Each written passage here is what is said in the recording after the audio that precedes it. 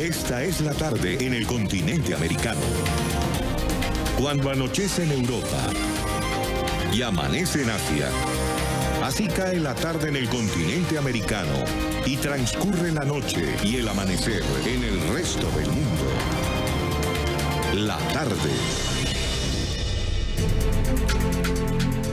Hola, bienvenidos a la tarde de NTN 24, el canal de las Américas. Soy Idania Chirinos. Como siempre, un gusto y un compromiso acompañarles cada tarde. Comenzamos en Colombia en la tarde de hoy, donde un grupo de legisladores se ha unido para realizar un particular video musical en el que invitan a los colombianos a votar en la consulta anticorrupción que habrá de realizarse el próximo domingo. La iniciativa busca limitar a 3 periodos la elección de los miembros del Congreso, levantar la reserva de la declaración de renta de los políticos y que los delitos contra la administración pública nunca prescriban.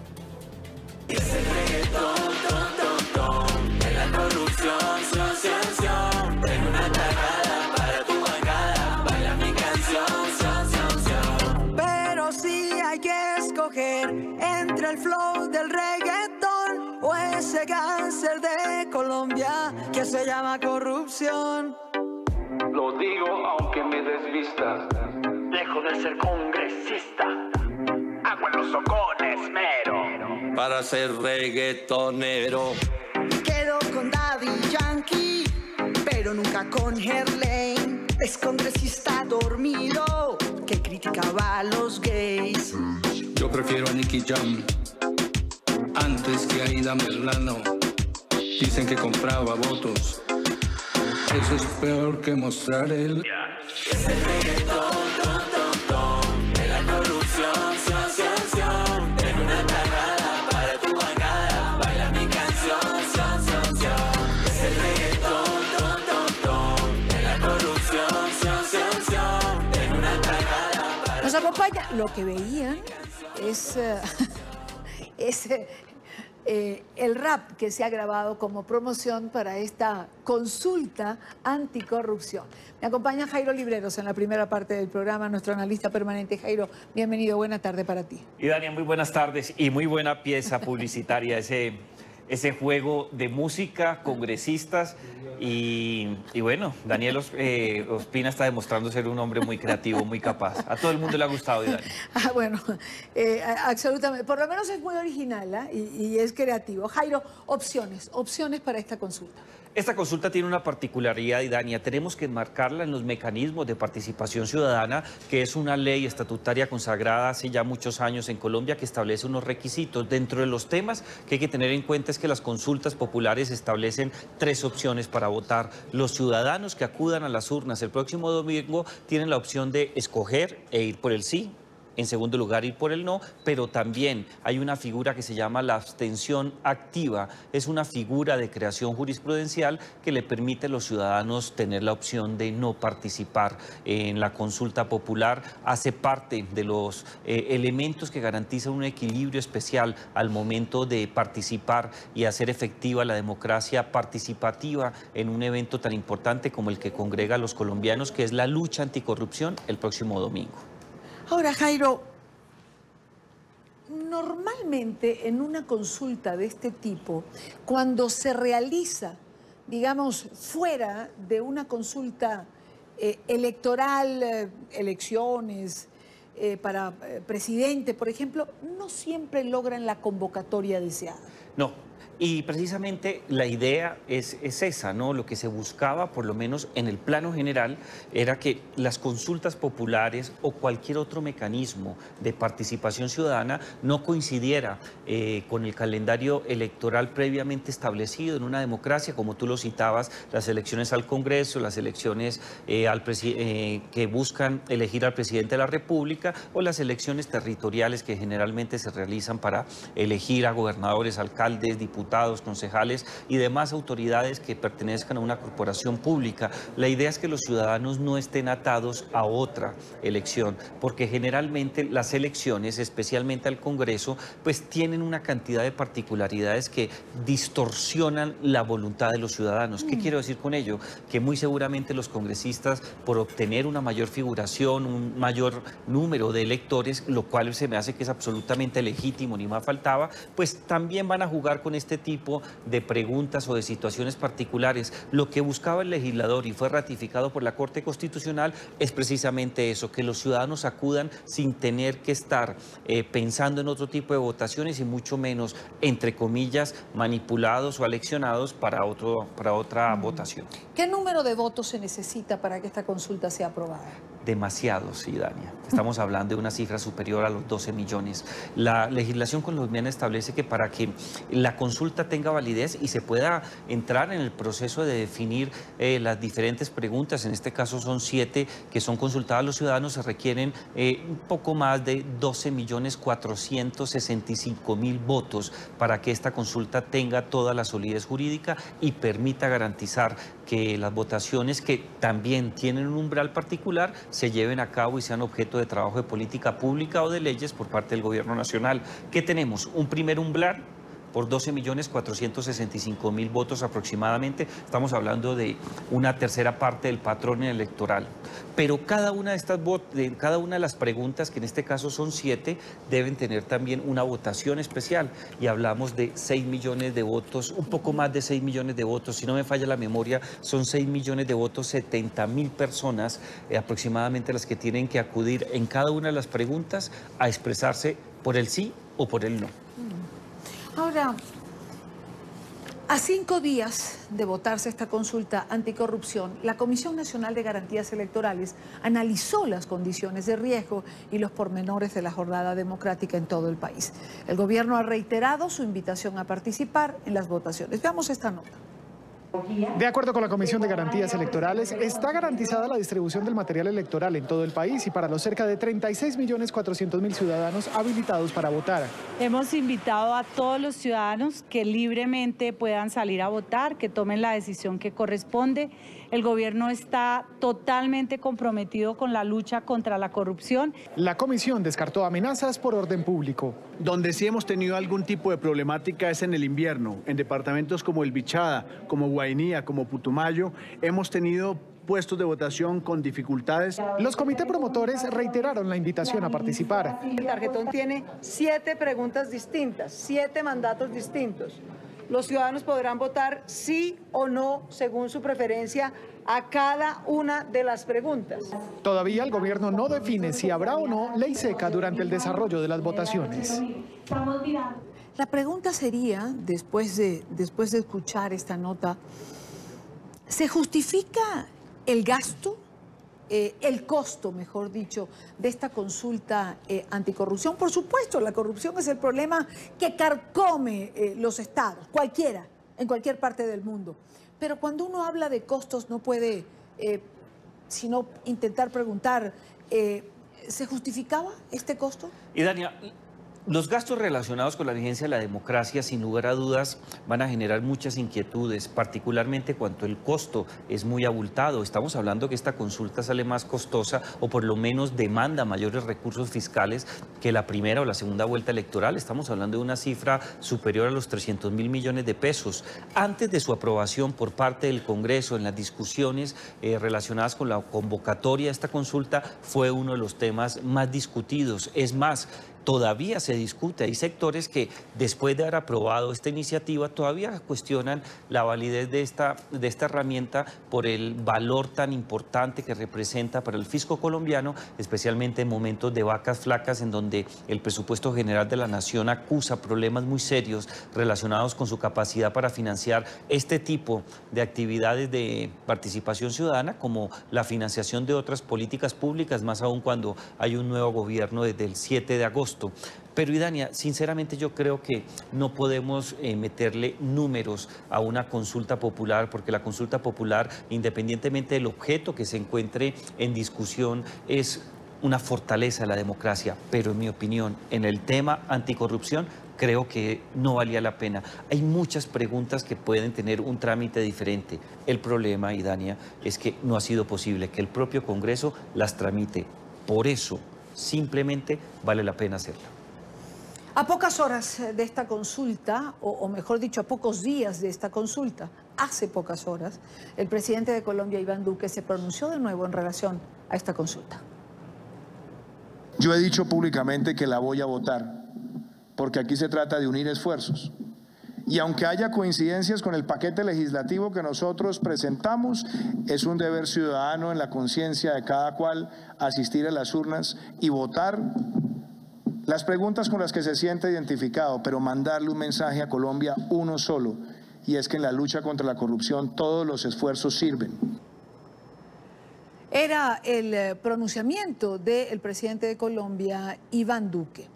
Cuenta, por supuesto, lo hemos dicho, lo hemos comentado, con el apoyo gubernamental, evidentemente. Sin lugar a dudas, es más, durante la campaña y siendo senador, el hoy día presidente de la República, Iván Duque, el Centro Democrático como bancada apoyó esta iniciativa y la votó favorablemente. El gran problema, Idania, es que ante un umbral tan alto, no solamente de toda la consulta, sino particularmente en cada una de las 7 preguntas, sí, que uno las puede discutir su validez, hay que tener en cuenta que esto demanda una intervención mucho más fuerte. No se trata de dientes para afuera decir que la voy a apoyar, se requiere una campaña más fuerte en publicidad, el compromiso de los partidos políticos y de los líderes sociales involucrados en estos temas. Hay un sector importante de líderes que están comprometidos, pero yo no veo a los partidos políticos, Idania, haciendo una campaña fuerte en el espacio público para convocarlos y mucho menos al gobierno nacional dando un despliegue importante de publicidad, pedagogía y de elementos que permitan que los ciudadanos acudan a las urnas. Antes de pasar a revisar otras noticias de la agenda informativa y aprovechando que está Jairo aquí,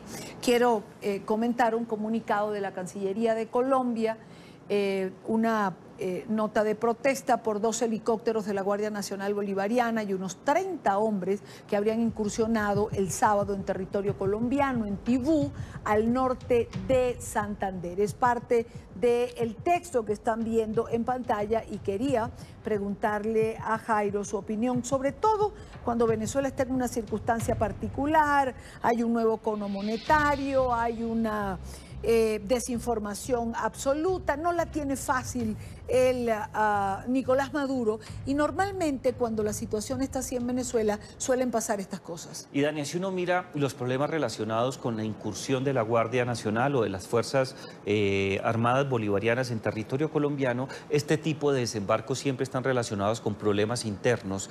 Esto hace parte de un libreto previamente establecido por parte de la dictadura de Miraflores, que lo que busca simple y llanamente es, de un lado, distraer la atención de un número importante de venezolanos que en estos momentos padece quizás la crisis humanitaria más cruel que se ha vivido en América Latina en los últimos años, pero del otro lado también busca agitar a las banderas nacionalistas, tratando de mostrar al gobierno colombiano como si fuera una institución que está más interesada en destruir la vida y los intereses políticos, sociales y económicos de los venezolanos y nada más alejado de la realidad. Este tipo de desembarcos simple y llanamente buscan enturbiar el ambiente, mostrar a la dictadura de una mejor manera, distraer la atención y presentar al gobierno colombiano y a sectores importantes de la sociedad colombiana como guerreristas e interesados en la caída de la dictadura, y sin duda están interesados. Jairo Libreros, gracias por estar con nosotros en la tarde de hoy. Gracias, Idachi, y estaba muy cumplido. Absoluta y totalmente, no puedo decir nada más. Cuando son las 5:17 minutos en la costa este de los Estados Unidos, revisamos otros temas de la agenda informativa del día. Es noticia Bolivia. Hoy las plataformas ciudadanas y organizaciones políticas de oposición protestaron en las puertas de la vicepresidencia, exigiendo el respeto al resultado del referéndum del año 2016, que le dijo no a la postulación del presidente Evo Morales a una nueva reelección.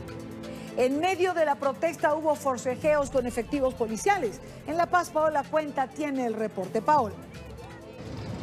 ¿Qué tal, amigos de la tarde? Como cada 21 de cada mes, las manifestaciones de plataformas ciudadanas y de organizaciones políticas de oposición se presentan en suelo boliviano, en este caso en la ciudad de La Paz, frente a la vicepresidencia.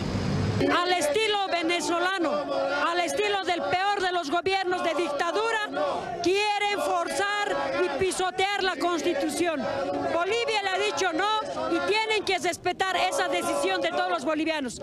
Y a medida que transcurre el tiempo, estas movilizaciones se intensifican. Por un lado están aquellas plataformas y organizaciones políticas que recuerdan el resultado del referéndum del 21 de febrero, pero también se hacen presentes organizaciones afines al gobierno del presidente Evo Morales y surgen diferencias y pugnas.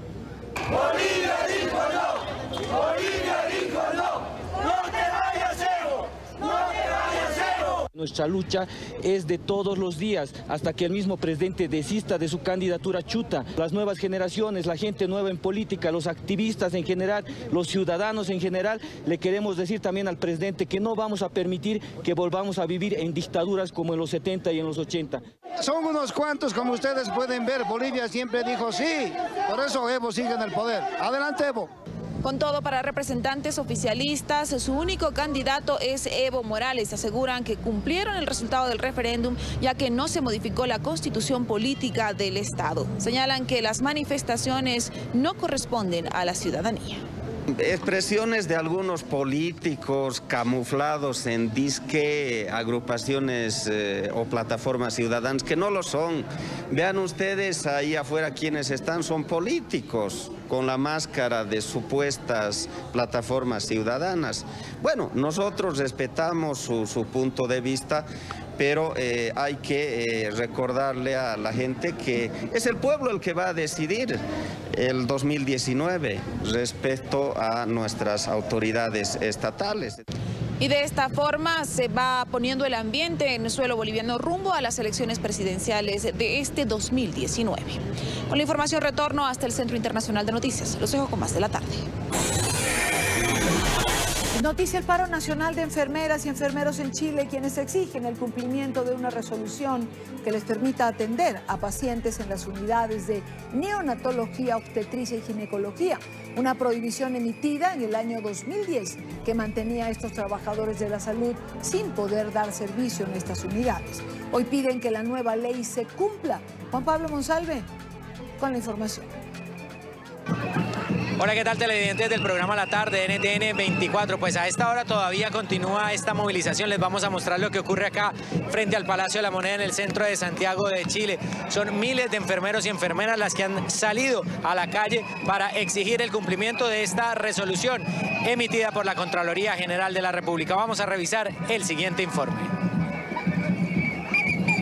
Enfermeros y enfermeras del sector público y privado de salud se movilizaron por las calles de Santiago de Chile para exigir el cumplimiento de un dictamen de la Contraloría que les permitiría desarrollar su profesión en unidades como neonatología al interior de los centros médicos del país. Estamos exigiendo al ministro de Salud la posibilidad de poder atender a nuestros pacientes en las unidades de neonatología, ginecología y en obstetricia. Existen normativas ministeriales que debe emitir este ministerio, pero hay una en particular que a nosotros nos impide acceder y dar atención a nuestros pacientes. Fue en 2010 cuando una resolución del Ministerio de Salud dejó fuera de algunas unidades especiales a enfermeros y enfermeras que insisten en que es determinante contar con sus servicios en los distintos espacios hospitalarios. Enfermería no está presente en estos servicios, quedan a cargo de profesionales que no son los más idóneos, por lo tanto se corre mucho más riesgo de que hayan iatrogenia y cosas por el estilo. Se está pensando modificar el código sanitario, desde el cual las áreas de desempeño de las enfermeras pueden ser también, ocupadas por otros profesionales. La marcha, que finalizó en la Plaza Los Héroes en el centro de Santiago de Chile, también estuvo acompañada por los estudiantes de enfermería. Porque el día de mañana nosotros también vamos a ser profesionales y tenemos que defender la profesión con todo desde el inicio de nuestras carreras para empoderarnos con la carrera. Enfermeros y enfermeras han señalado que su solicitud no ha sido escuchada ni por el actual gobierno ni por el anterior, por lo que dejaron claro que esta protesta es la primera advertencia. Los enfermeros y enfermeras de Chile han señalado que continuarán movilizados si es necesario para que se cumpla esta resolución emitida por la Contraloría chilena. Vamos a dejarlos con las imágenes de lo que ocurre a esta hora acá en el centro de Santiago de Chile. Son miles de personas las que han salido a manifestarse. Continúen ustedes con más en el programa La Tarde de NTN 24. Es noticia una carta que enviara el secretario general de la Organización de Estados Americanos, Luis Almagro, a Omar Barbosa, presidente de la Asamblea Nacional, hace unos días atrás. En la carta se indica que no acatar la sentencia en la que el Tribunal Supremo de Justicia en el exilio declara culpable a Nicolás Maduro por delitos de corrupción y legitimación de capitales colocaría a la propia Asamblea al margen de la institucionalidad venezolana. Veamos el texto. El acatamiento, así como el respaldo y la confianza en la presidencia de la Asamblea Nacional hacia el TSJ legítimo, son pasos esenciales para una transición a la democracia en Venezuela por la vía de la justicia y de la reinstitucionalización. El no acatamiento lo situaría a usted al margen de la institucionalidad democrática y lo transformaría en cómplice de una dictadura que ha destruido al país. Es parte del texto de esta carta del secretario general de la Organización de Estados Americanos. En otra parte, señala, evidentemente hoy entiendo que los correspondientes formalismos legales dentro de la Asamblea Nacional deben seguirse. Sin embargo, estos formalismos deben ser implementados desde su función meramente procedimental y no como un instrumento de función política para retrasar el cumplimiento de la sentencia emitida por el TSJ legítimo. Esto es parte de la carta que Luis Almagro enviara a Omar Barbosa, presidente de la Asamblea Nacional en Venezuela. Hoy, por supuesto, los periodistas le preguntaron a Omar Barbosa en relación a lo que ocurría con la carta y esto fue lo que dijo. Esta lamentable comunicación del señor Almagro, que entiendo que es una opinión personal y no la de la organización, en donde fundamentado en un falso supuesto, total falso supuesto, hace una serie de señalamientos impropios del nivel diplomático que él ocupa, de acuerdo al cual la Asamblea Nacional o Omar Barbosa se ha negado a implementar o a ejecutar una sentencia que él refiere del 15 de agosto. Esa sentencia del 15 de agosto nosotros lo conocemos por notas de prensa. No ha llegado en ningún momento a la Asamblea Nacional y de lo que conocemos esa nota de prensa le señala a los organismos de seguridad la responsabilidad de ejecutarla.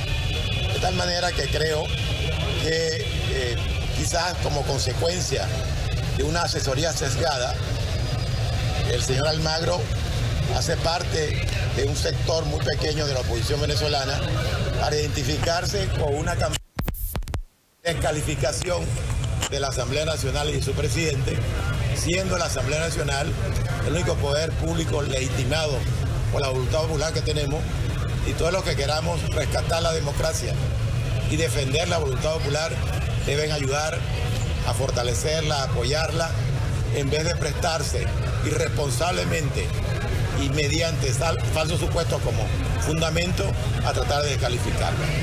La Junta Directiva y los jefes de fracción de la mayoría de las fracciones parlamentarias están elaborando un documento, una comunicación, que será la respuesta que le enviaremos al señor Almagro. Muchas gracias. En todo caso, el señor Almagro también lo exhorta a fijar posición sobre otras sentencias previas, el caso de la sentencia del Muchas gracias.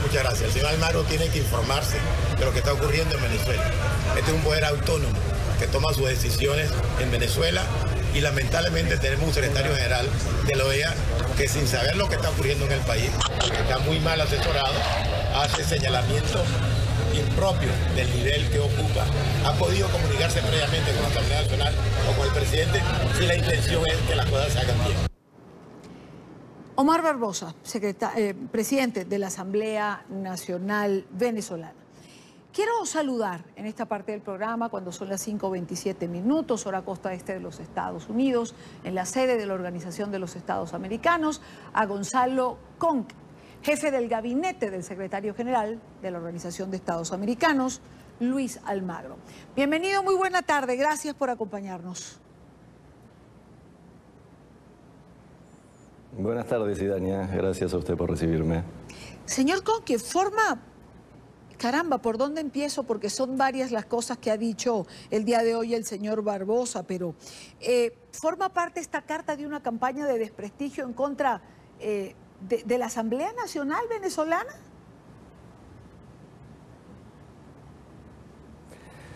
Como usted sabe, Idania, la Asamblea Nacional ha contado en todo momento con el respaldo del secretario general Luis Almagro, lo ha hecho expreso, lo ha hecho público en reiteradas oportunidades, y no por algo trivial, sino porque la Asamblea Nacional forma parte de una de las únicas 3 instituciones que constituye parte de la institucionalidad democrática que subsiste en el país, junto efectivamente con el Tribunal Supremo de Justicia Legítimo y con lo que tiene que ver con la Fiscalía General en el exilio. La Asamblea Nacional en este sentido siempre ha contado con el respaldo del secretario general Almagro, no hay ningún atisbo de injerencismo ni de intromisión por parte del secretario Almagro cuando publica esa comunicación en el día de ayer.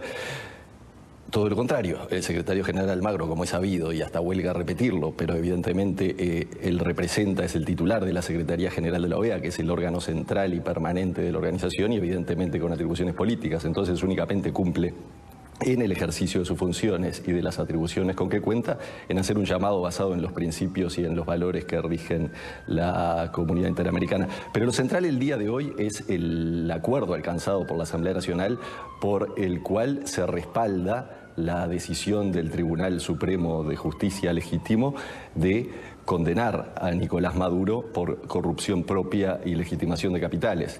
Efectivamente, creo que ese es el elemento central que hay que señalar y que el propio secretario general Almagro saluda por corresponder efectivamente al respeto de la institucionalidad democrática y saluda a la Asamblea Nacional por haber alcanzado ese acuerdo del día de hoy.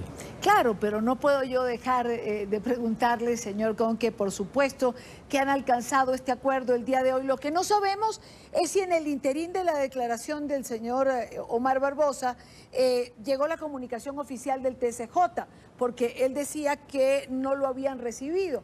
Lo cierto es que fue aprobado y uno podría preguntarse, entonces la carta enviada por el secretario Almagro, algún efecto tuvo, ¿no? Desconozco, como usted pregunta, si en el interín la carta del Tribunal Supremo de Justicia Legítimo llegó a la Asamblea Nacional, pero de todas formas es evidente, la sentencia, la decisión del Tribunal Supremo de Justicia era de conocimiento público desde el propio 15 de agosto. Pero reitero, lo central es el apoyo, el respaldo que la Asamblea Nacional, una vez más, además, con el sustento, con el apoyo del secretario general Almagro, realiza esta decisión del Tribunal Supremo de Justicia y que es un paso necesario para restablecer la democracia en Venezuela. Efectivamente, el apoyo a la institucionalidad democrática que queda en el país, que es muy poco, pero del cual la Asamblea Nacional, legitimada a partir de las elecciones de diciembre de 2015, es un elemento fundamental. Por eso saludamos esta decisión, este acuerdo al que se llegó en el día de hoy. Es un paso importante y es un paso que muchos sectores estaban esperando. Además de que la Asamblea, hay que decirlo también, en Venezuela se encuentra en periodo vacacional y fue sin embargo convocada a sesión extraordinaria el día de hoy, y aquí es donde se ha tratado precisamente este tema de la sentencia del Tribunal Supremo de Justicia. El secretario general de la OEA, Luis Almagro, es un hombre que conoce perfectamente lo que está pasando en Venezuela. Creo que nadie podría negar lo que ha sido su vocación en la defensa de los valores democráticos de Venezuela y en la restitución de una democracia plena. Por eso muchos sectores también en Venezuela consideraron injusto este pronunciamiento. Y por más que eso sea lo central, déjeme volver a esto y preguntarle, el secretario Almagro, ¿qué dijo cuando escuchó este pronunciamiento? Es decir, ¿cuál fue su expresión o su sentir? A ver, yo no quiero esquivar la pregunta porque realmente no quiero esquivarla, pero las declaraciones que pueden haber mediado entre la nota del secretario general Almagro y el acuerdo al que se llega en el día de hoy forman parte evidentemente de algo que sucedió.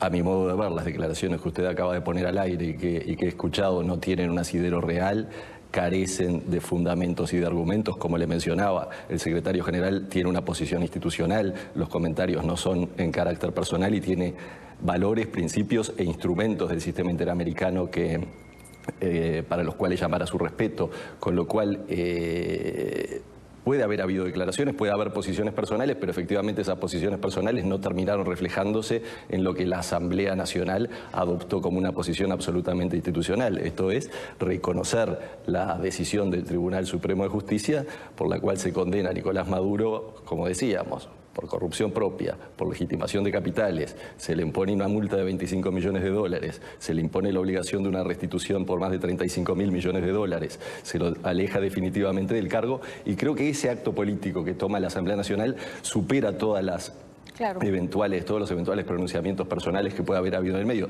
Si me lo pregunta a título personal, sí, me parecen injustos muchos de los juicios que el presidente de la Asamblea Nacional menciona en el audio que usted comunicara, pero lo importante, vuelvo, es lo institucional, y esa es la forma en la que la Secretaría General de la OEA ha trabajado en todo momento, y es la forma en que se pronuncia. Si usted mira el pronunciamiento de ayer del secretario general Almagro, está construido en base a lógicas jurídicas y políticas de defensa de la democracia, en base no solo a la Carta de la OEA, sino también a la Carta Democrática Interamericana, y es obligación del secretario general velar por los principios y porque se respete efectivamente el Estado de Derecho en el hemisferio.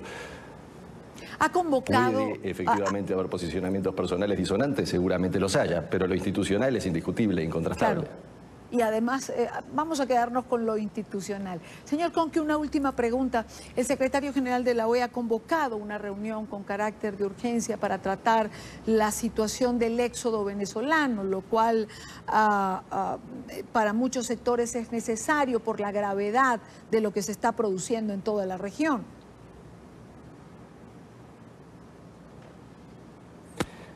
Es absolutamente necesario, efectivamente, y el secretario general ha solicitado la realización en forma urgente de esta reunión. Como usted sabe, es muy lamentable la situación migratoria de los ciudadanos venezolanos. Hay que velar por la promoción y protección de sus derechos humanos en todos los países de la región, y seguramente se requieran acciones conjuntas y coordinadas de los organismos internacionales como la OEA y su Secretaría General, por supuesto que sí, pero sobre todo uno tiende a creer de los países que integran la Organización de los Estados Americanos, que han sido muy solidarios con los venezolanos y necesitan efectivamente estas instancias de coordinación y estas instancias de trabajo conjunto, cuya instancia deliberativa y política en el seno de la OEA es el Consejo Permanente, con lo cual efectivamente es una citación, una solicitud de convocatoria que nos parece muy oportuna y muy necesaria por todos los efectos que esta crisis migratoria venezolana, esta emergencia migratoria está generando, no solo, por supuesto, y eso es muy central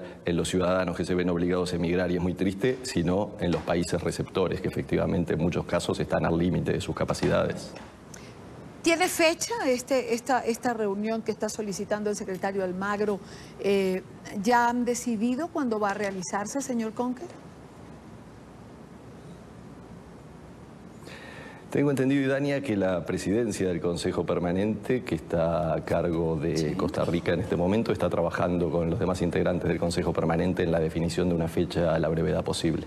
Entiendo que va a ser a la brevedad, pero no me quiero adelantar a un espacio que depende justamente de la presidencia que lleva adelante Costa Rica, como le decía. Gonzalo Conque, jefe del gabinete del secretario general de la Organización de Estados Americanos, Luis Almagro.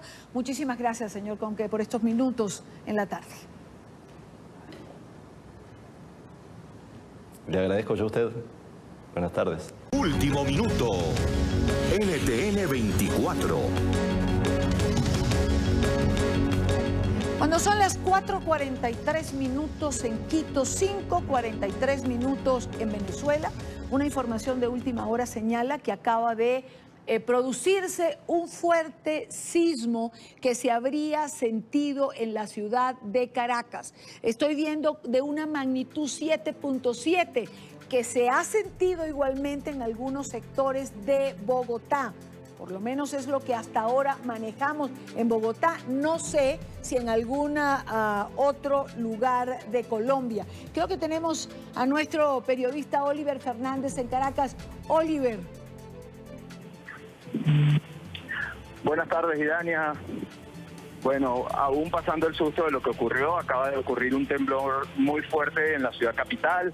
Las personas de los edificios pues han, en muchas de las urbanizaciones, evacuado los edificios, pues por este temblor que se registró hace pocos minutos acá en la ciudad capital. También tenemos conocimiento que en Los Teques, muy cerca de Caracas, también se sintió muy fuerte. Familiares de algunos vecinos que están en la zona donde me encuentro en este momento han dicho que también han evacuado todos los edificios que se encuentran en la ciudad de Los Teques, que queda a unos 45 kilómetros de acá de la ciudad capital. Hasta ahora, bueno, hay mucha confusión, no ha habido algunas también réplicas, la gente ha quedado como mareada por este temblor que se acaba de registrar. Sin embargo, bueno, habrá que esperar qué es lo que dice Funvisis, que es la organización encargada de registrar cuál fue la magnitud que se presentó en este temblor que se presentó el día de hoy acá en Caracas. Sin embargo, bueno, ya las personas están alertas, están en la calle, no tenemos conocimiento de que hayan víctimas, tampoco de casas que hayan sufrido o que se hayan caído hasta ahora, porque es muy pronto, Idania, vale destacar que eso acaba de ocurrir hace aproximadamente unos 5 minutos y hasta ahora pues no tenemos un parte que nos pueda decir cuáles serían en todo caso, si es que hay daños materiales o otro tipo de daños a personas. Sin embargo, por supuesto, nosotros vamos a estar muy pendientes de lo que ocurra de aquí en adelante y, por supuesto, para llevarles toda la información que se desarrolle luego de este temblor que se acaba de registrar, repetimos, acá en la ciudad capital y que se ha sentido en algunas ciudades del país. También tenemos conocimiento que en el Táchira también se sintió muy fuerte el temblor, así como, bueno, las ciudades que quedan aledañas a la ciudad capital, como por ejemplo el estado Carabobo, también el estado Aragua, que son las ciudades que quedan unos 200, unos 150, unos 200 kilómetros de la ciudad capital, y Daniel. Oliver, un millón de gracias por la información.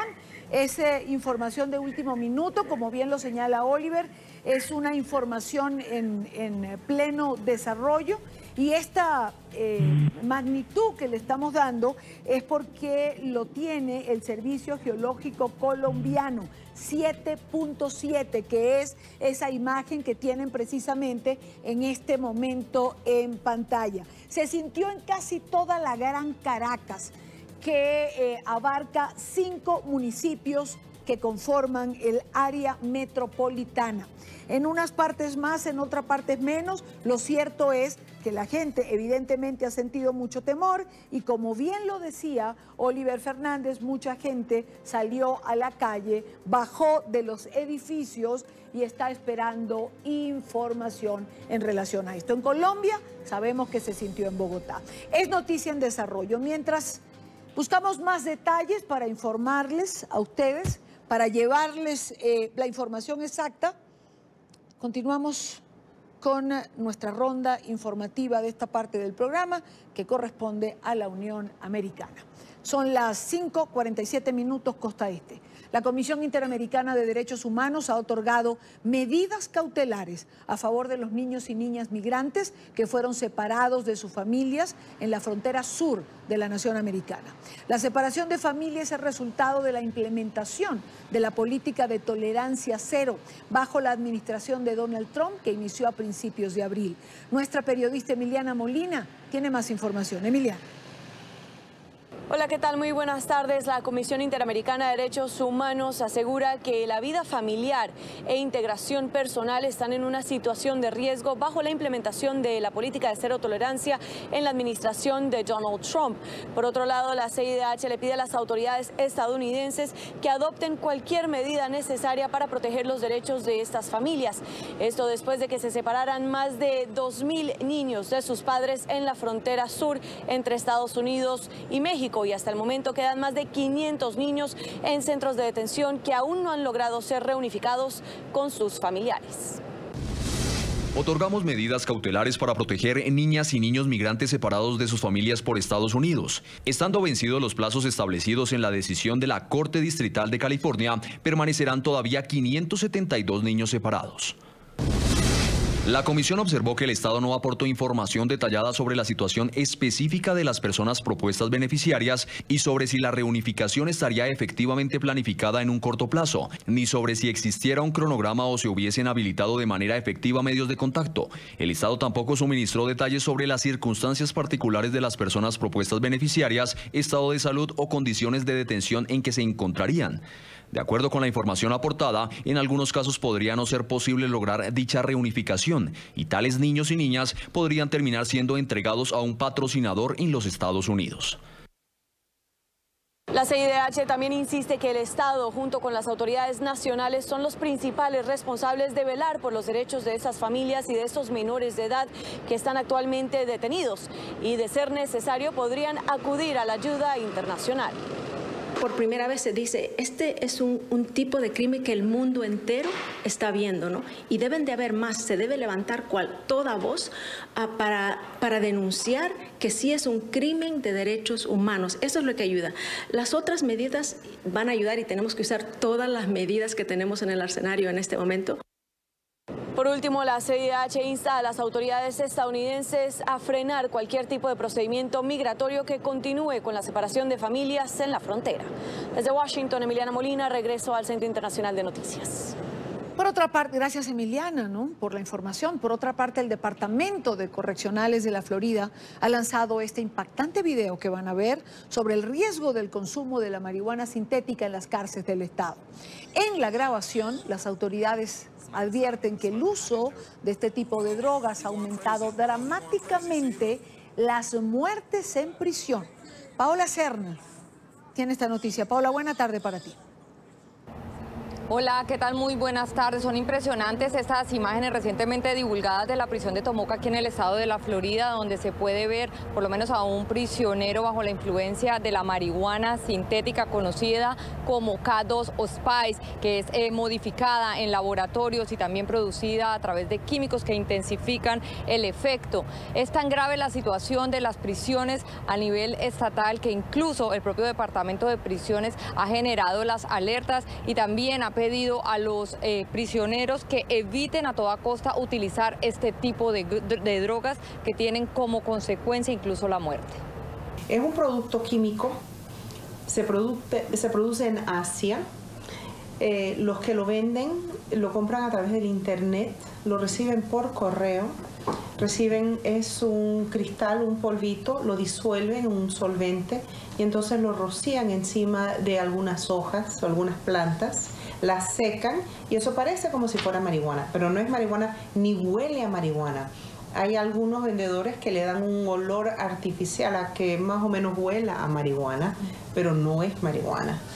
Es una sustancia 50 a 100 veces más potente que la marihuana y tiene efectos secundarios y peligrosos muchísimo mayores que la marihuana. Las personas que lo usan y que tienen esa sobredosis pueden tener unas palpitaciones hasta taquicardias severas del corazón, puede llegar hasta un paro cardíaco, pueden tener agitación severa, pueden tener depresiones tanto que llegan al inconsciente, pueden tener agitación, coma, pueden dejar de respirar. Y esto es una epidemia silenciosa que todo el mundo sabe de las muertes por opioides, pero la gente no se está dando cuenta del problema que es esta sustancia, que vamos a darle el nombre de verdad. Se llama especia, se llama K2, otro nombre es el mambo negro. Deberíamos de dejar de llamarlo la marihuana sintética porque eso es un apodo demasiado cariñoso para realmente lo que es. La morfina en realidad destruye tu vida, te produce un dolor como el resto de drogas que simplemente no puedo explicar cuando te vuelves dependiente. Despertarte, ir a una clínica. Dios bendiga a las personas que me vieron llorando y que me hablaron y me dijeron y me advirtieron, porque estaba destruyendo mi vida, básicamente. El Departamento de Prisiones de Florida ha dicho que las muertes en el 2018 ascienden a 500. Muchos de ellos tienen que ver con el consumo de este tipo de alucinógenos y es por eso que han revelado lo que viene ocurriendo y esta campaña para evitar que estos números sigan en aumento. Desde Miami informó Paola Serna para NTN 24. Gracias a Paola por la información, gracias por estar allí. Antes de irnos al corte, actualizamos información en relación, disculpen ustedes, al fuerte temblor que se presentó en la tarde de este martes en Caracas, pero se presume que este movimiento sobrepasa los 7.3, dijimos que era 7.7. El Servicio Sismológico de Colombia, en el primer cuadro que teníamos al aire, señaló una magnitud de 7.7. Nos están diciendo ahora que puede ser 7.3. Hay que buscar exactamente la magnitud. Este cuadro que tengo en pantalla señala 7.3. Lo cierto es que se habría sentido en Caracas, en Táchira, en Aragua, en Guárico. Aragua y Guárico son estados centrales en Venezuela. El estado Táchira, sería estupendo si tuviésemos un mapa en pantalla. El estado Táchira está en la frontera con Colombia, pero nos dicen también que se sintió en la isla de Margarita, al oriente de Venezuela, en el mar Caribe. Es decir, tuvo un espectro grande. Me dicen que tengo a Carolina Bigot en la línea telefónica en otro punto de la ciudad. Carolina. Hola, buenas tardes, Iván y amigos. Buenas tardes, así es, fue aproximadamente a las 5:30 cuando pues estábamos acá, precisamente en las oficinas de NTN, acá en Caracas, y sentimos el movimiento, como bien lo decías, entre 6 y 7.7 son los reportes que van hasta ahora, pero imagino están en los análisis aún por lo rápido de lo que ha ocurrido. Estamos aquí justamente en Chacaíto, una zona bastante concurrida de la capital, y pues la verdad es que todas las personas bajaron de los edificios, también coincide con la hora de salida de los trabajos, y pues se empezaron a movilizar para bajar ante el miedo, porque Idania, amigos de la tarde, las paredes se empezaron a mover, incluso los gabinetes de la oficina se estaban moviendo.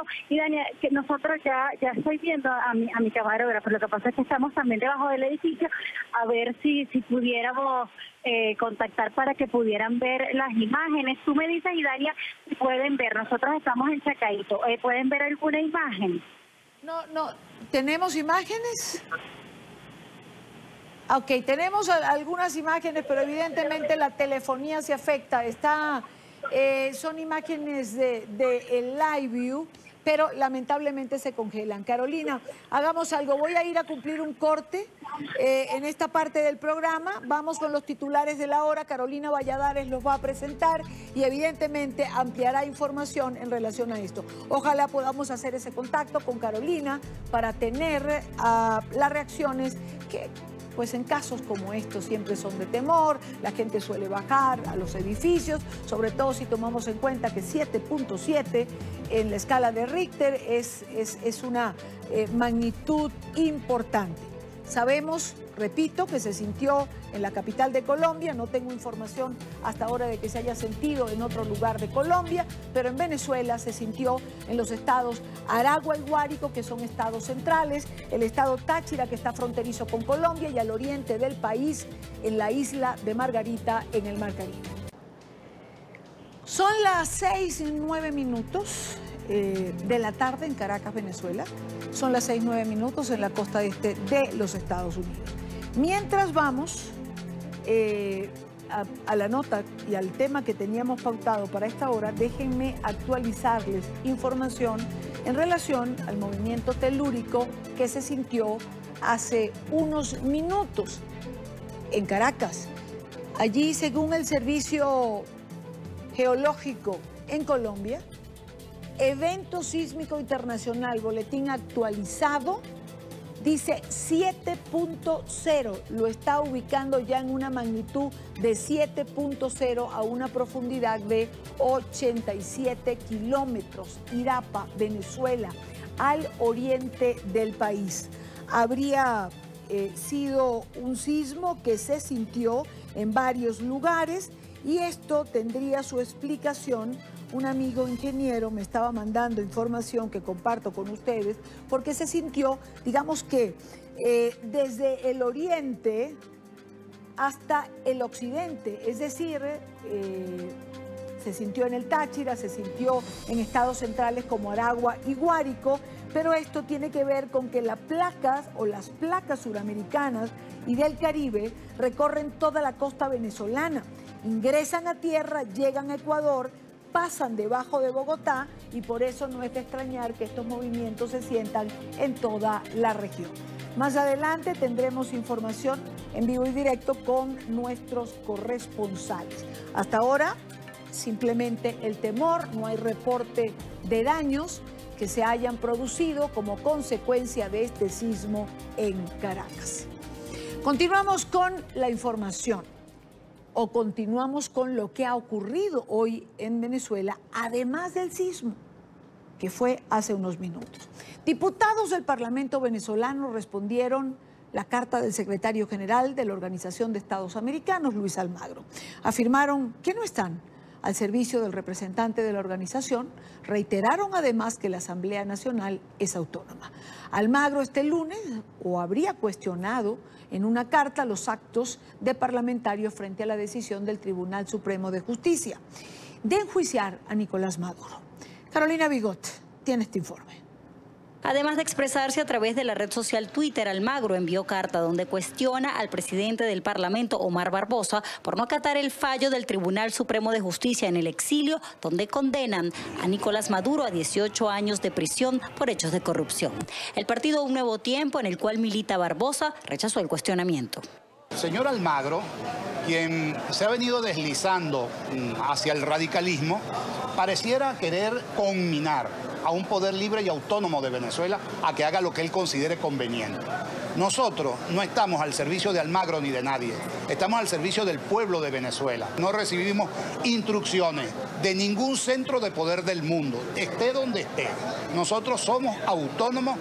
Recordaron que en 2016 la Asamblea Nacional anunció que existían méritos para enjuiciar a Nicolás Maduro por corrupción y por delitos de lesa humanidad.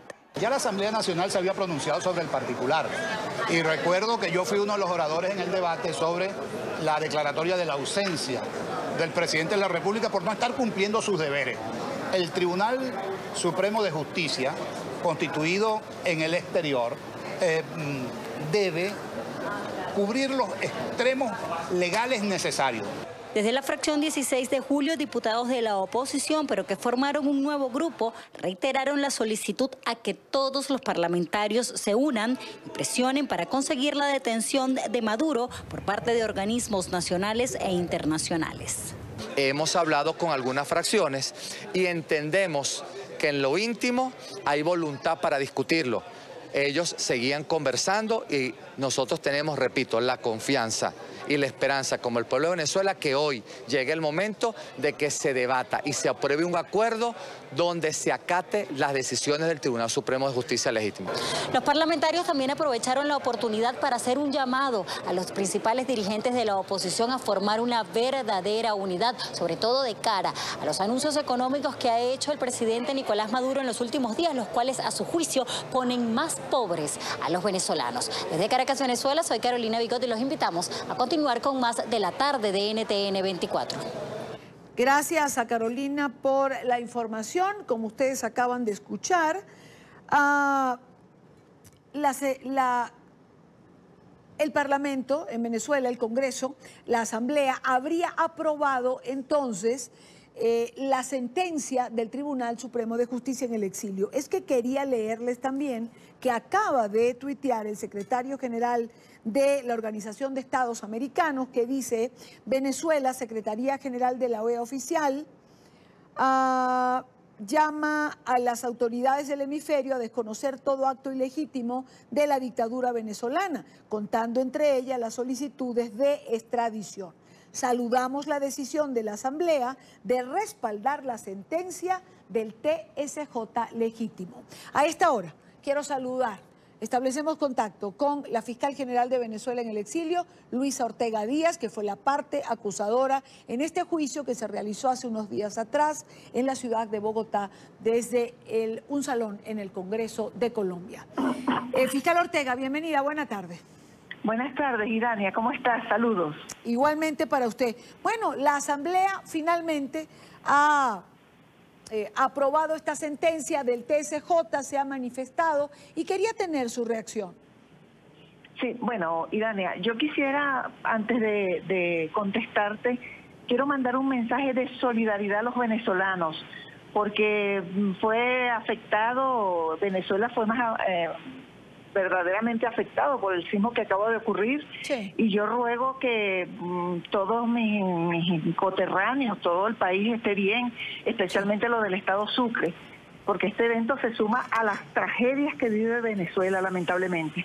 Lamentablemente es así, fiscal. No tenemos hasta ahora información de daños. Sabemos hace minutos que se originó en el estado Sucre, aunque se sintió realmente de costa a costa, por decirlo de alguna manera, en la geografía venezolana. 7.3 o 7 habría sido la magnitud de este sismo. Ojalá y no haya afectaciones que lamentar, porque como usted dice, es una tragedia que se suma a la tragedia que ya vive Venezuela. Ahora, vayamos a la sentencia y a lo que hoy ocurrió allí en la Asamblea Nacional. Sí. Bueno, yo considero que es sano para la democracia que el Parlamento ha generado un debate importante sobre el proceso que llevó a condenar a Nicolás Maduro por corrupción y que por unanimidad haya generado un acuerdo. Yo creo que las instituciones en este momento que está viviendo el país, el ejemplo que están dando los ciudadanos en la calle, las instituciones tienen que ponerse al frente. Y tiene que ser una articulación de todos, no solamente la Asamblea, Ministerio Público y Tribunal Supremo, sino la sociedad entera. Eso es un poderoso mensaje al país y a la comunidad internacional, que las instituciones legítimas están trabajando juntas para salir de la tragedia que agobia a nuestro pueblo, que día a día lo extermina, lo aniquila, lo mata. Y Dani, aquí no hay espacios para vacilaciones en este momento. Esto es un momento de definiciones, es un momento decisivo. Aquí hay que luchar por el restablecimiento de la justicia, de la democracia, de las libertades plenas en el país. Y es necesario tener la entereza, la fuerza de todas las instituciones, no estar titubeando y así con vacilaciones. Es importante que haya definiciones, y esto no lo digo, o sea, como una para enfrentar, sino por el contrario, para unificar, para unir, porque es una demanda de la ciudadanía que clama salir de la tiranía. El país todo quiere salir de esta tragedia, incluso los que están cerca del gobierno están ya descontentos, no encuentran cómo salir de esa tragedia. Ese régimen, con las decisiones económicas anunciadas recientemente, el pasado viernes, de un zarpazo fulminante a los venezolanos, quieren arrebatar definitivamente la dignidad de nuestro pueblo y someterlo a través de la miseria, de la represión, de la esclavitud. Quieren esclavizar a los venezolanos, Irania. Ahora, fiscal, ¿qué viene ahora después de este acuerdo en la Asamblea Nacional? Y se lo pregunto porque, y voy a repetir el tuit del secretario general de la Organización de Estados Americanos, llamando a las autoridades del hemisferio a desconocer todo acto legítimo de la dictadura venezolana, contando entre ellos las solicitudes de extradición realizadas por esta. Eso es un importante espaldarazo que le da el presidente de la OEA, el secretario general de la OEA, a las luchas de los venezolanos. Es eso, todos los países deben desconocer la autoridad de Nicolás Maduro. Cualquier contrato que suscriba Nicolás Maduro con autoridades de los distintos países, está corriendo el riesgo ese país de que ese contrato en un futuro no se le reconozca. Entonces, ese llamado que está haciendo Luis Almagro a desconocer a la autoridad de Nicolás Maduro es lo que nosotros venimos reclamando desde hace algún tiempo, es lo que nosotros venimos alegando. Y ahora, específicamente, con este proceso que se le siguió a Nicolás Maduro, donde el Ministerio Público presentó pruebas contundentes que lo comprometen en un hecho de corrupción con Odebrecht y que resultó una sentencia condenatoria. Es importantísimo que se reconozca esa decisión y que además todos los acuerdos, la sentencia del tribunal sea también reconocida por los distintos países, los organismos multilaterales, los organismos internacionales de derechos humanos, porque eso va a permitir la salida definitiva de Nicolás Maduro del poder. Ahora, si no hay reconocimiento de la decisión, mira, de verdad que no estamos haciendo muchas cosas, no estamos haciendo nada. Yo creo que es importante que haya ese reconocimiento. Y reitero, cualquier país que celebre un convenio con Venezuela está corriendo el riesgo de que quede ilusoria su contrato. Gracias a la fiscal general de Venezuela en el exilio, Luisa Ortega Díaz. Muchísimas gracias por estos minutos. Bueno, hasta luego. Chao. Muy buena tarde. Era Luisa Ortega Díaz, quien se encuentra en Colombia y, como les decía, recordemos, fue la parte acusadora en el juicio que llevó a la condena de Nicolás Maduro por corrupción de 18 años y 3 meses. Sentencia que ha sido respaldada por la Asamblea Nacional de Venezuela, que además ha solicitado su captura. Con el apuntalamiento, si puede decirse de esta manera, de este llamado que hace el secretario general de la Organización de Estados Americanos, Luis Almagro, a las autoridades del hemisferio a desconocer actos que ya son considerados ilegales. Ahora bien, son las 6:22 minutos. Las calles de Caracas en este momento lucen absolutamente distinto a como lucían en horas de la mañana. Lucían desoladas, porque en el día de hoy se había convocado un paro nacional por algunos sectores de la oposición en rechazo a las recientes medidas económicas. Una huelga nacional que se extendería por 24 horas. Los partidos que llamaron a esta medida de fuerza aseguraron en horas de la mañana que pese a las amenazas a los comerciantes, 60% de los trabajadores acataron esta huelga. Oliver Fernández preparó este informe. No todos los negocios cerraron sus puertas. Sin embargo, para quienes convocaron el paro nacional, la respuesta ha sido positiva en todo el territorio venezolano. Además, consideran que la única medida que hace falta para superar la crisis es la salida del presidente Maduro del poder. Tenemos un 60% más o menos aproximado del país, en unos estados más que otros, pero yo creo que hoy está viéndose con claridad que este pueblo no se deja, que este pueblo se pone de pie, que este pueblo protesta y rechaza y, por supuesto, definitivamente le dice no a este fraude, a esta estafa de Nicolás Maduro. Algunos ciudadanos están de acuerdo con el paro nacional de actividades, mientras otros ya decidieron marcharse del país tras los anuncios del presidente Maduro. Mira, creo que estoy de acuerdo con el paro, ¿entiendes? Es la única forma que de verdad pongamos resistencia a este sistema comunista. Si voy a cerrar, porque con esos costos, los costos no me dan. Me van a aumentar todo, me van a aumentar oficina, arriendo. Definitivamente mi plan, ya lo tengo definido, es irme de mi país. Ya tengo pasaje comprado, lamentablemente.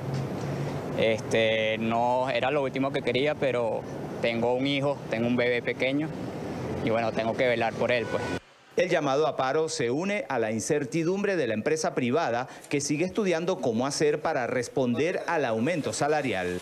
El hecho de no poder trasladar hasta ahora el impacto del salario en relación con el precio que vas a marcar en los productos genera que un sector comercial hoy esté muy preocupado y por consecuencia de eso no pueda generar la posibilidad de abrir la Santa María. Otros ciudadanos, pese a no estar de acuerdo con el gobierno de Nicolás Maduro, señalan que dejar de trabajar no es la solución. Es decir, ¿quién no va a estar descontento con esto? Por supuesto que sí, pero no se ve soluciones directas y concretas. Realmente cada quien pelea por su propio beneficio, en este caso los líderes, tanto opositores como oficiales. Nick Merevans, quien militó en las filas del chavismo, agrega que el llamado a paro es la ratificación de una paralización que ya existe, pero también es un llamado a la protesta. Que es la que precisamente supera el hecho de la capacidad que tiene el gobierno de paralizar al país. Por eso hay dos posturas complementarias en ese sentido. Una que llama al paro, otra que llama a la jornada de protesta que contempla el paro, y sobre ese esquema entonces tendremos que ir profundizando la necesidad de la conciencia de la gente. Es la única manera. El Frente Amplio Nacional Opositor prometió el anuncio de nuevas medidas de protestas y esperan que se unan todos los sectores de la sociedad venezolana. Es la información que manejamos desde Caracas. Continúen con más de la tarde de NTN 24. Cuando son las 6:26 de la tarde en Caracas, hacemos contacto nuevamente con Carolina Vigot, que nos actualiza información en relación a este sismo de 7.0. Parece que se han alineado todas las magnitudes de las distintas páginas que han venido presentando información en relación al fuerte movimiento que se sintió en varios estados de Venezuela. Carolina Vigot está en Caracas. Carolina. Hola, buenas tardes, Idania, amigos de la tarde. Así es, y como bien lo dices, ya de 7.0 es la información definitiva que ha dado por lo menos las organizaciones del exterior y también Fundicis acá en Venezuela. Recordemos que fue aproximadamente a las 5:30 cuando se dio este movimiento telúrico bastante fuerte, lo podemos decir, porque incluso nosotros estábamos en la oficina y sentimos cómo se movían las mesas y también los gabinetes que tenemos allá, pues apenas pudimos bajar, ya se encontraban buena parte de los edificios desalojados, porque definitivamente fue muy fuerte, Idania, pero se sintió bastante fuerte. Vamos a ver acá cómo se encuentra la calle en este momento, 6:27 acá en Caracas, específicamente en Chacaíto, una zona bastante transitada. Sin embargo, recordemos que hoy hubo un llamado a paro nacional por parte de la oposición y tal vez por eso pues se ven pocas personas. Sin embargo, todos o la mayoría bajaron de los edificios, de las oficinas donde se encontraban. Pude conversar con los alcaldes de Chacao, del municipio de Chacao, que es donde nos encontramos, y también de Baruta, y no hubo daños a mayores. Sin embargo, en el municipio Libertador hubo algunos pisos de un centro comercial en la zona llamada La Candelaria que se vieron afectados, pero no con fallas mayores, nada que lamentar, ni personas, por lo menos en Baruta, en Chacao y en el municipio Libertador. Vemos entonces el sector Chacaíto acá en Caracas, la cola para el transporte público, que hasta ahora no se han reportado muchos transportes acá en Caracas. Vamos a tratar de conversar con alguna de las personas que están por acá. Señora, buenas tardes. Vamos a tratar de seguir conversando, por lo menos el señor, a ver si nos dice, señor, ¿sintió el temblor que estaba haciendo? ¿Cómo fue su reacción? No, mi cielo, no sentí porque no me encontraba por estos lados. Tranquilo, no se preocupe, estamos entonces viendo acá en Caracas cómo fue el resultado de este temblor que ocurrió a las 5:30 de la tarde aproximadamente. Señora, para que me cuente, ¿sintió el temblor que estaba haciendo en el momento? No se sintió, en la tienda no se sintió. Gracias. Bueno, Idania, es el ambiente que se vive un poco acá en Caracas.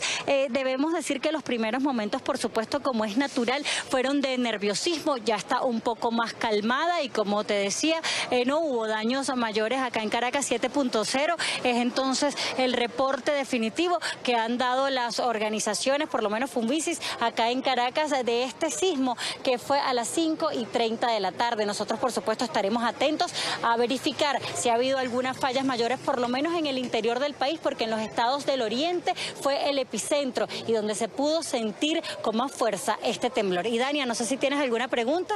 No, Carolina, gracias por la información y por la actualización. Estaba viendo, era Carolina Vigot en las calles de Caracas, pero estaba viendo en redes sociales que el sismo también se sintió, por ejemplo, en las islas de Trinidad y Tobago.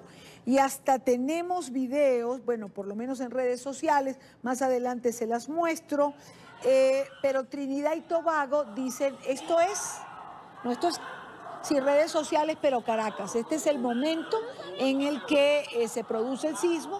Por supuesto, la gente baja de los edificios, es lo normal, el temor que se siente ante un movimiento de esta magnitud. Señala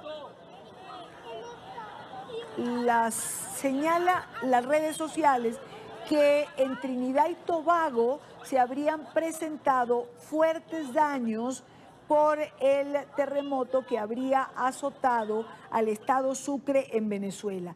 No tenemos información ahora del estado Sucre, al oriente del país, al lado derecho de su pantalla.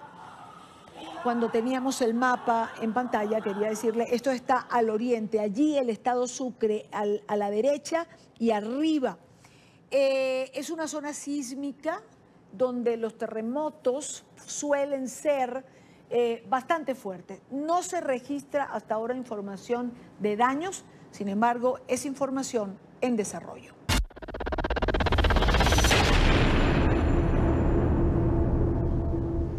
Trabajadores del Canal 10 de Nicaragua denunciaron presiones del gobierno de Daniel Ortega. Presiones para controlar la política informativa del medio.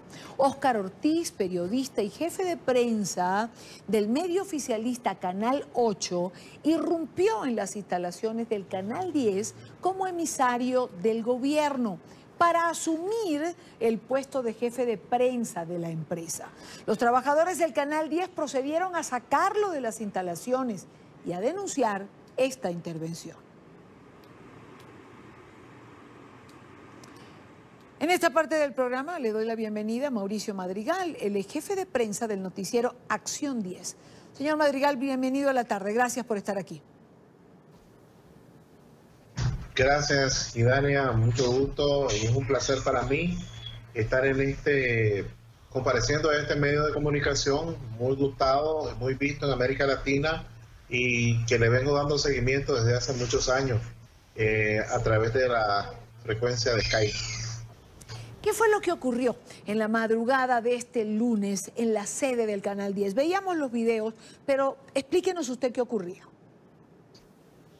Bueno, recibimos la visita de un funcionario, de un periodista de un canal oficialista, el Canal 8, que vino diciendo que él había sido contratado para dirigir el sistema noticioso de Canal 10, que son las revistas, y el noticiero de nombre Acción 10.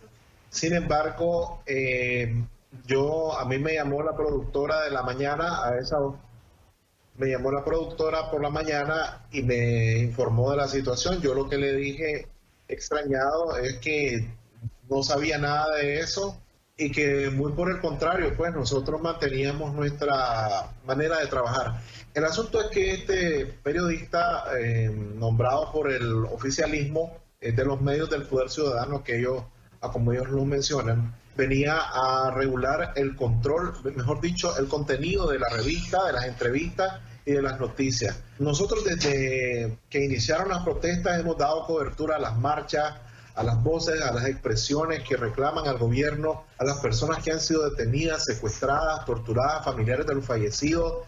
Y hemos tenido en nuestra revista panelistas que vienen a plantear los distintos puntos de vista sobre la coyuntura actual. Muchos de ellos, pues obviamente, hacen cuestionamientos al gobierno y al parecer ese tipo de cobertura periodística, que es normal, como periodistas en cualquier parte del mundo, uno ve ese tipo de noticias como periodista y lo consideras normal y lo llevas al aire. Sin embargo, el mismo presidente Daniel Ortega, días atrás, en una entrevista que le brindó a Oppenheimer en CNN, reconoció que Canal 10 es el noticiero, es el canal más visto de Nicaragua. No sabemos si realmente será eso, pero que consideramos que de alguna manera quiere ejercerse control sobre las publicaciones. Nosotros recibimos orientación desde nuestra corporación en Miami, porque esto es una cadena informativa, claro, donde se nos dijo que no hay ninguna contratación nueva y no hay variación en nuestra manera de cobertura ni en nuestros contenidos. Claro. Ahora, ¿cómo reaccionaron los trabajadores del canal ante la presencia de este individuo? Al parecer, pues enviado por algunas autoridades del gobierno de Ortega. Bueno, el personal sorprendido decidió mantener su postura y decidieron que si eso era cierto, pues ellos iban a renunciar a la televisora, pero no, pues gracias a Dios no, el incidente fue aclarado y ellos han cerrado filas y dicen que de haber alguna situación así, pues tendrían que irse, pero creo que no va a ser necesario. El canal mantiene su postura independiente de cobertura de noticias sin ningún lineamiento oficialista y nos mantenemos juntos. Pues obviamente ellos dicen que si me quitan aquí desde la dirección del noticiero, ellos también se retirarían. Estábamos preocupados, tuvimos una leve asamblea ayer, pero las cosas se aclararon donde se dice que el canal no está contratando a nadie y que mantenemos la misma cobertura independiente que hasta hoy, pues los nicaragüenses gozan. Cabe destacar que este noticiero es el de mayor audiencia por año. Llevamos alrededor de 14 años al frente de este espacio noticioso y de los 14 años, pues los 14 años completos hemos estado en primer lugar de audiencia y con una marcada diferencia y sin embargo, pues hemos sabido responder a las necesidades informativas, sobre todo en estos momentos de coyuntura donde el país, donde los nicaragüenses necesitan un servicio informativo profesional. Claro. Ahora, Mauricio, una vez que ustedes le comunican al ciudadano que no va a instalarse en el canal, ¿cuál fue su reacción? Bueno, yo no lo encontré. Las cámaras de seguridad pues grabaron el momento que él vino. Lo que hizo el personal de seguridad fue combinarlo a salir de la empresa. Él accedió, él se fue. Sin embargo, dijo pues que pronto él asumiría la dirección de noticias del canal. Lo que yo le puedo decir es que lo que dicen los directores regionales de esta corporación es que no hay ninguna variación, que el canal no puede retroceder su política informativa y que vamos a seguir tal y como estamos. Estas son las directrices, usted bien lo señala, pero también saben ustedes que las amenazas son reales, que en Nicaragua el poder va contra todo aquello que lleva una línea editorial que está en su contra. Sí, fíjense que realmente hoy en día en Nicaragua ser periodista es una profesión de muchísimo riesgo. Eso lo he dicho en todas las entrevistas que me han hecho y así lo sentimos. Hay mucha amenaza, sobre todo en redes sociales, hay asedio en las calles. El equipo nuestro no puede ir a cubrir una marcha del Partido Rojo y Negro porque son amenazados, inclusive han intentado golpearlo. Es una historia muy parecida a la de Venezuela. Actualmente estamos ejerciendo nuestra labor informativa y con bastante temor, precaución. Hemos pedido medidas cautelares para nuestros periodistas, para la misma empresa. Hay grupos paramilitares que en ocasiones pues han encontrado nuestros equipos. Un corresponsal nuestro fue agredido, le fracturaron su mano. Otro periodista nuestro con todo y el equipo le quebraron las cámaras. Otro equipo nuestro anda prófugo de la justicia porque lo vincularon a crímenes que nunca participó el muchacho. Un joven de 23, 24 años que ejercía la corresponsalía en un departamento muy lejano a Managua, en Jinotega, y él fue vinculado extrañamente al secuestro, tortura y violación de un agente de policía en una barricada. Y el joven nunca estuvo ahí, pues es algo sorprendente. Lo criminalizaron y ahora es buscado por la policía. Varios corresponsales, inclusive el periodista Ángel Gaona fue corresponsal de este noticiero y cuando a él lo asesinaron, quien estaba ejerciendo la corresponsalía de hacía varios años es su esposa, Migueliot Sandoval, que hoy está en Estados Unidos, tengo entendido que exiliada, tuvo que irse por las múltiples amenazas. Otra corresponsal en Carazo, en Masaya, el corresponsal de Masaya, casi todos los corresponsales, como son ciudades más pequeñas, fueron amenazados por grupos extremistas y ahora han tenido que emigrar de sus casas. Sí. Inclusive algunos tuvieron que salir del país por las amenazas, solo por el simple hecho de pertenecer al equipo informativo de Canal 10.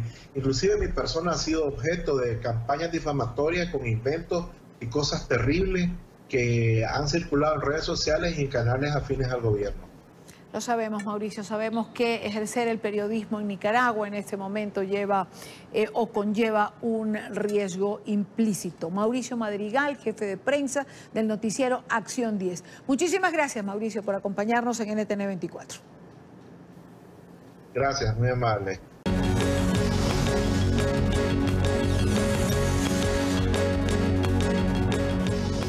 Seis 51 minutos de la tarde en Caracas. Néstor Reverol, ministro de Interior y Justicia, ministro de Interior, Justicia y Paz, confirmó que el sismo registrado en el país fue de una magnitud de 6.3.